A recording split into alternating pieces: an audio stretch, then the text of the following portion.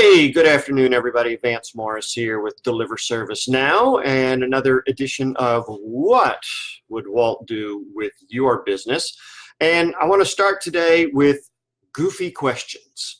And we got a lot of goofy questions when I worked at Walt Disney World. The best one was, what time is the 3 o'clock parade? Duh.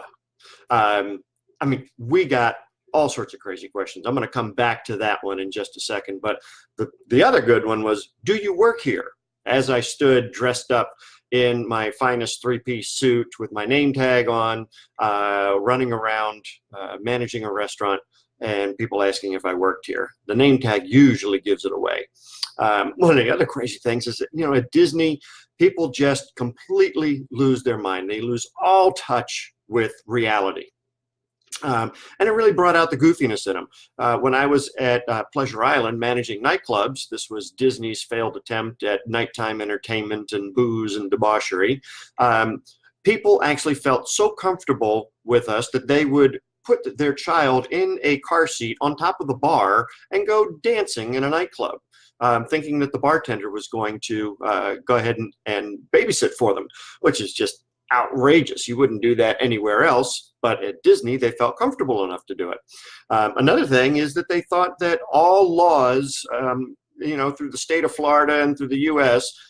Were completely null and void at Walt Disney World, thinking that it was okay for little Johnny to have a beer who was only 14 years old. So let's just think about it a little bit. What are some goofy questions that you get in your business? So let's go back to what time is the 3 o'clock parade? Now, on the surface, this could be downright funny.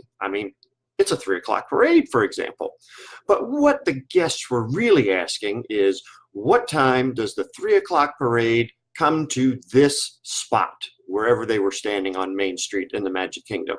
So there was a question behind the question. So the parade, as you know, that thing is a good 35, 45 minutes long. And just because it starts at 3 o'clock at one side of the park, it doesn't make it to Main Street and the other portions of the park until 3:20, 3:25.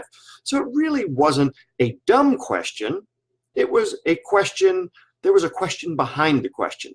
And that's one of the things I challenge you to do in your business. Do you have people, do you have guests, do you have patients, do you have clients asking you goofy questions all the time? What you need to do is check and see, is there a question behind the question? Get with your team and ask them, do we get goofy questions? Should we be proactively marketing and talking to our clients about these goofy questions?